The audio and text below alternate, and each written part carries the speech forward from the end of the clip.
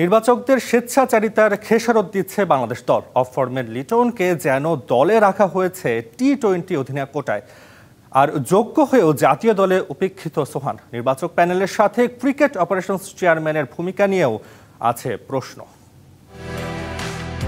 ক্রান্তিকাল চলছে বাংলাদেশের ক্রিকেটে।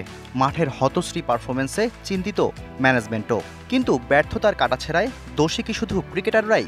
নড়বড়ে দল নির্বাচনের দায়িত্ব নির্বাচকদেরও নিতে হবে।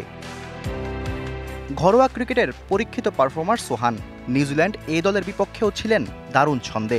3 ওয়ানডেতে 144 রান, সেঞ্চুরিও করেছেন। শ্রীলঙ্কার বিপক্ষে ওয়ানডেতে সোহানকে সুযোগ দেয়াই যেত।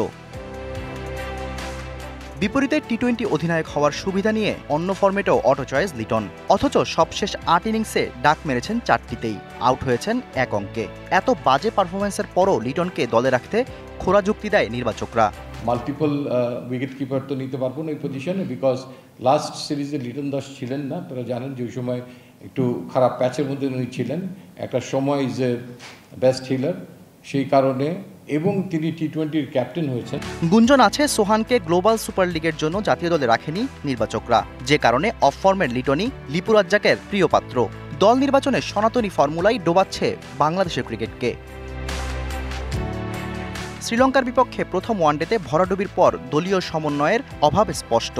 ক্রিকেট অপারেশনস চেয়ারম্যান, প্রধান নির্বাচক ও হেড কোচের পরিকল্পনা আটকে থাকে আলোচনার টেবিলেই। ক্রিকেটারদের অস্থিরতা কমানোর পরিবর্তে আন্তঃকন্দদের কারণেই কি এই দুরবস্থা?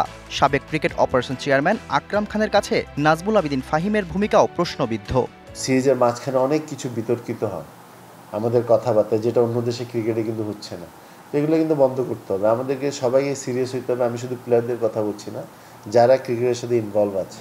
মাঠের পারফরমেন্সে উন্নতির জন্য বিসিবিতে প্রয়োজন রদবদল। নির্বাচক প্যানেল থেকে ক্রিকেট অপারেশনস ডিপার্টমেন্ট, সবখানেই প্রয়োজন যোগ্য ও দক্ষ লোকের। তখনই হয়তো কক্ষপথে ফিরবে বাংলাদেশের cricket. Shahriar Hossain, DBC news, Dhaka.